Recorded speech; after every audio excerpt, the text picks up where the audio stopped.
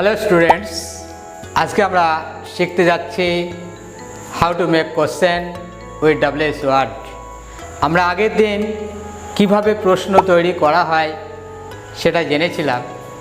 এটাও জেনেছিলাম প্রশ্ন দুই রকমভাবে করা হয়, ডাব্লিউএস ওয়ার্ডের সাহায্যে এবং অক্সিলিয়ারি ভার্বের সাহায্যে। আগের দিন আমরা জেনেছিলাম পার্ট 1 ভিডিওতে ডাব্লিউএস ওয়ার্ডের সাহায্যে কীভাবে কোশ্চেন করা হয়, এবং এটাও আমরা জেনেছিলাম যে কাদেরকে ডাব্লিউএস ওয়ার্ড বলা হয়। যেমন কিছু এক্সাম্পল আমি দিচ্ছি: what, where, who, whose, which, how, how many, etcetera. এবং আগের ভিডিওতে আমরা পার্ট 1-এ জেনেছিলাম ডাব্লিউএস ওয়ার্ডের একটা পার্ট, যেমন হোয়াট দিয়ে কীভাবে প্রশ্ন করা হয়। আজকে আমরা জানবো বাকি যে ডাব্লিউএস ওয়ার্ডগুলো রয়েছে, যেমন where, when, which, whose, how, who, etcetera. তো স্টুডেন্টদের কাছে আমার বিশেষভাবে অনুরোধ, আজকে ডাব্লিউএস ওয়ার্ডের সাহায্যে যে প্রশ্নটা আমি তৈরি করতে যাচ্ছি বা আমরা শিখতে যাচ্ছি, এটা কিন্তু খুব গুরুত্বপূর্ণ একটা ক্লাস, এবং সেজন্যেই আমাদের চ্যানেল ডিজিটাল ইংলিশ কেয়ারের চ্যানেলের পক্ষ থেকে সকলকে অনুরোধ করছি আজকের ভিডিওটা প্রথম থেকে শেষ পর্যন্ত দেখবে, কারণ এই ক্লাসটা খুব ইম্পর্টেন্ট এবং প্রথম থেকে শেষ পর্যন্ত প্রত্যেকটা কথাই, প্রত্যেকটা নিয়ম খুব মূল্যবান হতে যাচ্ছে। তাই সকলকে অনুরোধ করব, ভিডিওটা কেউ স্ক্রিপ্ট করে দেখবে না, শুরু থেকে শেষ পর্যন্ত দেখবে এবং মূল্যবান কথাগুলো, মূল্যবান নিয়মগুলো খাতায় নোট ডাউন করে নেবে, তাহলে স্মৃতিতে থাকবে এবং সিস্টেমগুলো অনেক দিন মাথায় থাকবে। প্র্যাকটিস করবে, কারণ এটাও আমরা আগের ভিডিওতে জেনেছিলাম practice makes a man perfect. তাই সকলেই খাতায় লিখে প্র্যাকটিস করবে, বলা শেখা অভ্যাস করবে, কিভাবে ইংরেজিতে কথা বলতে হয় সেগুলো জেনে সকলেই খাতায় লিখে এবং একে অপরের সঙ্গে ইংরাজি বলা আদান প্রদান করবে। তো আজকে আমরা ভিডিওটা শুরু করতে যাচ্ছি। Let's start. শুরু হচ্ছে ক্লাস। ডাব্লিউএস ওয়ার্ড হোয়ার। হোয়ারের সাহায্যে কিভাবে আমরা প্রশ্ন তৈরি করব সেটাই শিখতে যাচ্ছি। প্রথমেই জানব হোয়ার মানে কি। হোয়ার মানে হলো কোথায়। কোথায় দিয়ে আমরা অনেক প্রশ্ন করে থাকি, যেমন তুমি কোথায় বাস করো, তুমি কোথায় যাচ্ছ, ইত্যাদি। যেমন আমি একটা এক্সাম্পল দিচ্ছি, যেমন হোয়ার ডু ইউ লিভ। তুমি কোথায় বাস করো। শুরুতেই বলেছিলাম যে কিছু নিয়ম আজকে আমরা জানব। এই যে প্রশ্নটা তৈরি করা হলো, এটা কোন নিয়মে হলো সেটা আমরা জানি। তার আগে আমরা জানি কোশ্চেন মেথডে, অর্থাৎ ডাব্লিউএস ওয়ার্ডের সাহায্যে যখন আমরা প্রশ্ন তৈরি করব, প্রথমেই ডাব্লিউএস ওয়ার্ড থাকবে, তারপর থাকবে অক্সিলিয়ারি ভার্ব, তারপরে থাকবে সাবজেক্ট, তারপরে থাকবে verb 1, verb plus ING, verb 3 plus object এবং শেষে কোশ্চেন মার্ক। এই যে কোশ্চেনটা করা হলো, এটা সকলেই দেখো এই সূত্রের সঙ্গে মিলছে কিনা। প্রথমে আছে ডাব্লিউএস ওয়ার্ড হোয়ার, ডুটা হলো অক্সিলিয়ারি ভার্ব, ইউটা হলো সাবজেক্ট, আর লিভটা হলো ভার্ব 1। যখন ডাব্লিউএস ওয়ার্ডের পর অক্সিলিয়ারি ভার্ব হিসাবে ডু অথবা ডাজ থাকবে, তাকে আমরা বলবো simple present tense. Simple present টেন্সের ক্ষেত্রে যখন সাবজেক্টটা ইউ থাকবে, তখন ক্রিয়াপদের শেষে উচ্চারণটা ও হবে। এটা কিন্তু আমরা আগের ভিডিওতে জেনেছিলাম।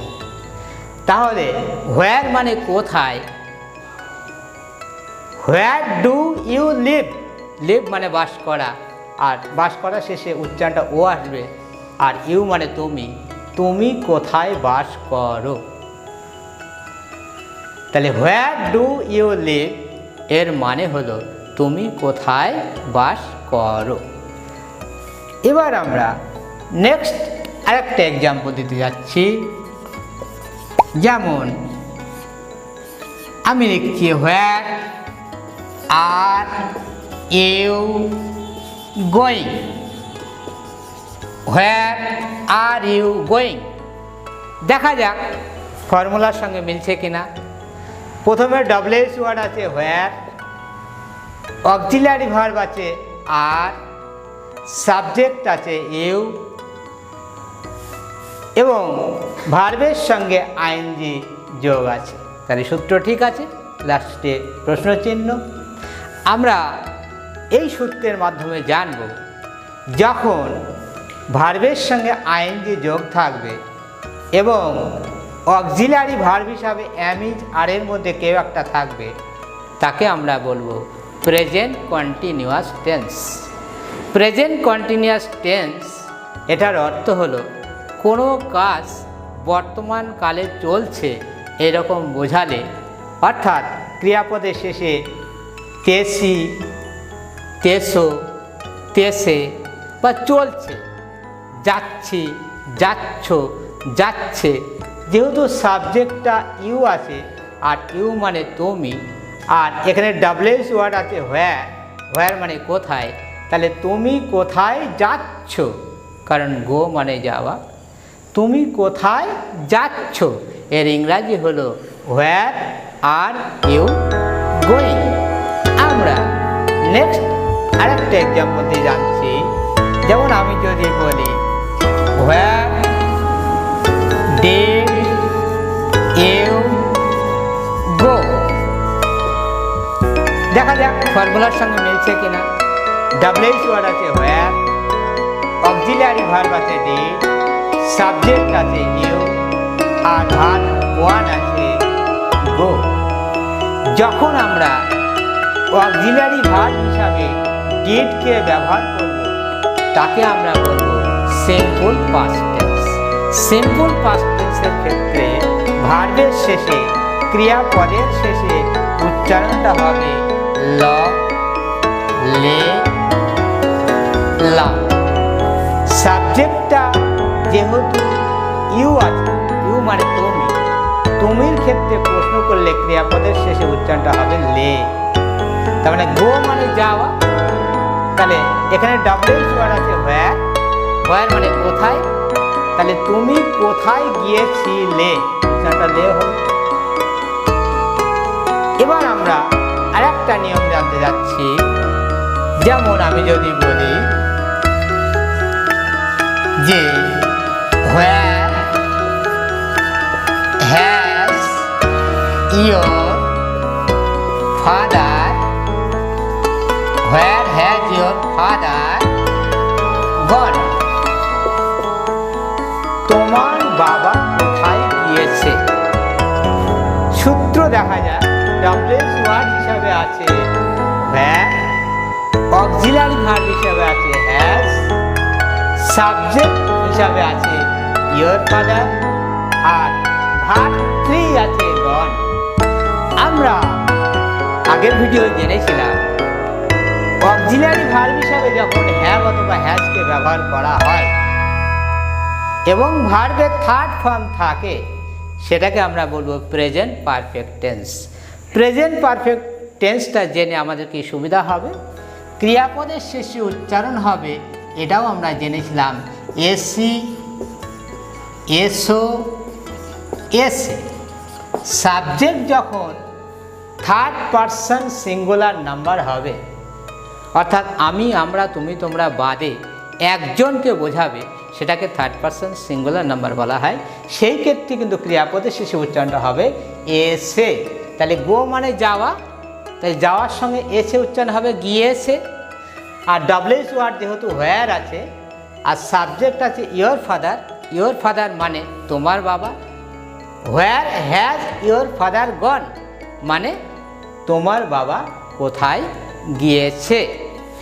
ডব্লিউএস ওয়ার্ড হোয়ারের সাহায্যে আর একটা নিয়ম আমরা জানতে যাচ্ছি। যেমন আমি যদি বলি where will you go question mark, where will you go. দেখা যাক ফর্মুলার সঙ্গে মিলছে কিনা। ডাব্লিউএস ওয়ার্ড আছে হোয়ার, অক্সিলিয়ারি ভার্ব আছে উইল, সাবজেক্ট আছে you, verb one go question mark. এটাকে আমরা বলবো simple future tense. Simple future টেন্সের মাধ্যমে আমরা জানতে পারবো যে একটা বাক্যের বা একটা প্রশ্নবোধক বাক্যের ক্রিয়াপদের শেষে উচ্চারণটা কেমন হয়। সিম্পল ফিউচার টেন্সের ক্ষেত্রে ক্রিয়াপদের শেষে উচ্চারণ হবে ব অথবা বে। সাবজেক্ট যেহেতু ইউ আছে, ইউ মানে তুমি, তুমির সঙ্গে ক্রিয়াপদের শেষে উচ্চারণ হবে বে। গো মানে যাওয়া, তাহলে উচ্চারণটা হবে বে। ডাব্লিউএস ওয়ার্ড যেহেতু আছে হোয়ার, হোয়ার মানে কোথায়, আর ইউ মানে তুমি, উইলটা হচ্ছে ফিউচারের প্রমাণ, তাহলে হোয়ার উইল ইউ গো এর বাংলা অর্থ হলো তুমি কোথায় যাবে। তুমি কোথায় যাবে এর ইংরাজি হলো হোয়ার উইল ইউ গো। এবার আমরা জানব ডাব্লিউএস ওয়ার্ড হোয়েনের ব্যবহার। হোয়েন দিয়ে কীভাবে প্রশ্ন করব সেটা আমরা শিখতে যাচ্ছি, কিন্তু তার আগে সকলকেই ডিজিটাল ইংলিশ কেয়ারের পক্ষ থেকে ওয়েলকাম। অলরেডি যারা ডিজিটাল ইংলিশ কেয়ার চ্যানেলটাকে সাবস্ক্রাইব করেছো তাদেরকে অসংখ্য ধন্যবাদ, এবং যারা নতুন দেখছো তাদেরকে ডিজিটাল ইংলিশ কেয়ার চ্যানেলে ওয়েলকাম। এবং সকলকে অনুরোধ করব আমাদের চ্যানেলটাকে অবশ্যই সাবস্ক্রাইব করবে, লাইক করবে এবং আপনজনের কাছে শেয়ার করবে। শুরু করতে যাচ্ছি হোয়েন দিয়ে ক্লাস। যদি আমি বলি when will you go to office, when will you go to office. এটা কোন ফর্মুলা? আমরা জানি অক্সিলারি ভার্ব হিসাবে যখন উইল থাকবে, তারপর সাবজেক্ট থাকবে, ভার্ব ওয়ান থাকবে এবং লাস্টে প্রশ্নচিহ্ন থাকবে, সেটাকে বলবো সিম্পল ফিউচার টেন্সের মাধ্যমে প্রশ্ন। সিম্পল ফিউচার টেন্সের ক্ষেত্রে ক্রিয়াপদের শেষে উচ্চারিত হবে ব এবং বে। যখন সাবজেক্ট ইউ থাকবে তখন ক্রিয়াপদের শেষে উচ্চারিত হবে বে। ডাব্লিউএস ওয়ার্ড যেহেতু এখানে আছে হোয়েন, আর সাবজেক্ট আছে ইউ, ইউ মানে তুমি, আর গো মানে যাওয়া, যাওয়ার শেষে উচ্চারণ হবে বে। তুমি কখন অফিসে যাবে? তুমি কখন অফিসে যাবে এর ইংরাজি হলো when will you go to office. আমরা আরেকটা এক্সাম্পল জানতে যাচ্ছি।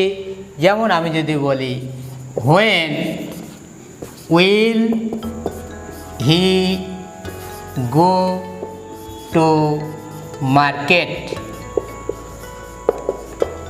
এখানে সাবজেক্ট হি এসছে, হি মানে সে, সের ক্ষেত্রেও ক্রিয়াপদের শেষে উচ্চারিত কিন্তু বে হবে। যেহেতু ভার্ব আছে এখানে গো, গো মানে যাওয়া, যাওয়ার শেষে উচ্চারিত হবে বে। সাবজেক্ট আছে হি, হি মানে সে, সে কখন বাজারে যাবে। আর যেমন কিছু এক্সাম্পল আমরা দিতে পারি, তুমি এখানে কখন আসবে? তুমি এখানে কখন আসবে? তাহলে when will you come here. নমস্কার।